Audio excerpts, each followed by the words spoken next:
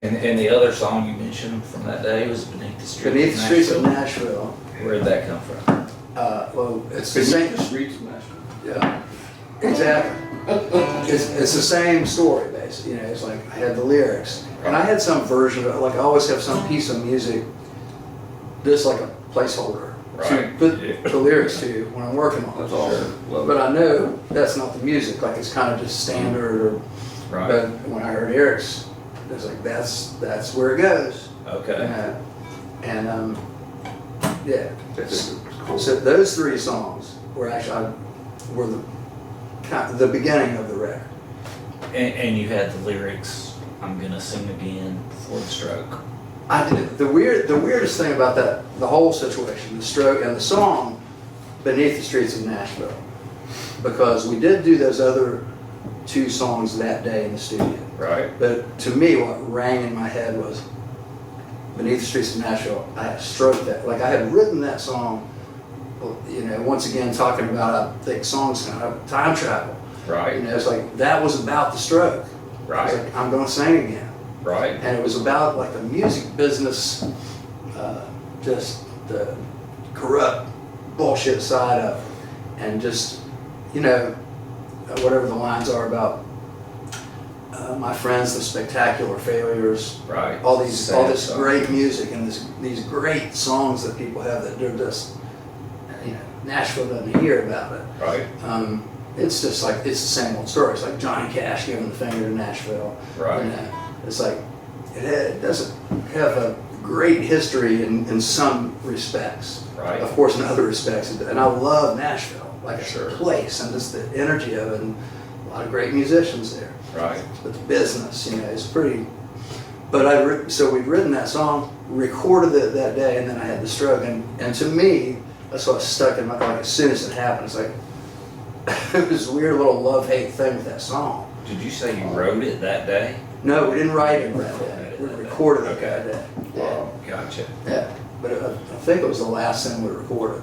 And it was one of those things that you've always told me about, that you have lyrics and you don't know or haven't experienced it yet. You know it's coming in the future, but it came real fast. Well, you know, it's like Lou Reed said that I never know what my songs were about for at least 3 or 4 years after I write them. Right.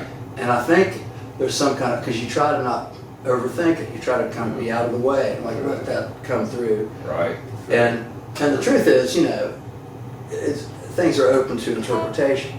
Certainly. Different people hear the same song and get totally different interpretations sometimes. I've heard that recently. Yeah. About a show. And it's probably like, you know, I'm looking for it. Like I'm looking for that. What is that? And then so I find something to fit it to it. Right. Later, years later maybe.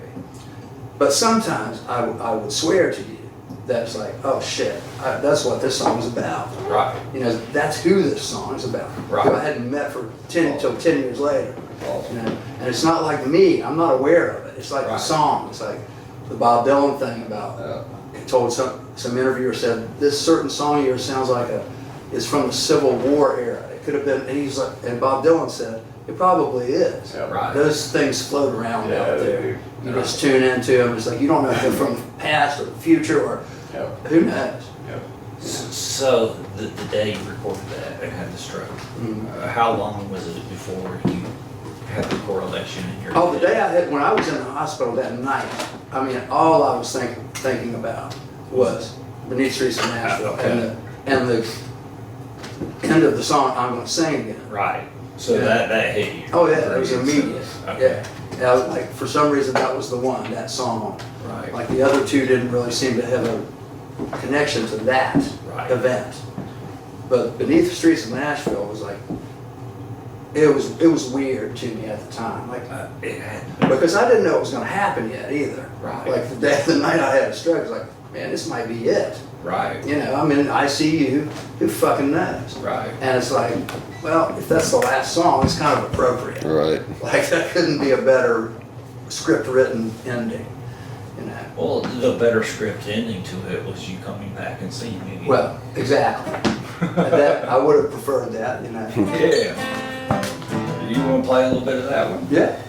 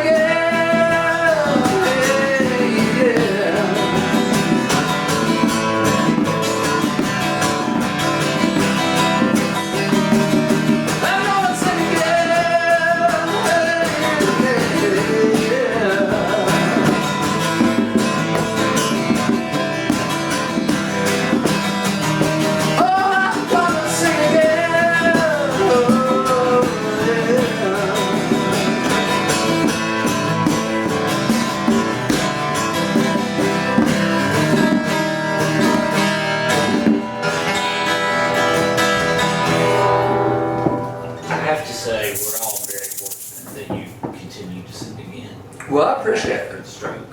You And know, I that's- would have never imagined when that first happened how much you would be singing here, and how much of a part of, an integral part of life in this house it will become. I appreciate it, and I appreciate you guys. And of course, I had no idea that this was coming. This was a big thing.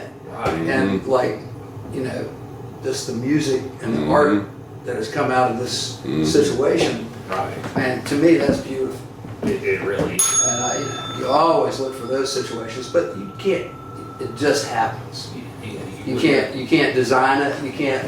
You wouldn't have wanted to design that one or script that. Oh, yeah. I mean, I love it. But it's it's been. I feel very lucky in a lot of ways. I'm gonna need both. Yeah. All three of us. Yeah, man. And just to remind you here, when we're not streaming, it's okay to stomp your boot on the floor Yeah. if you feel it. So, So you're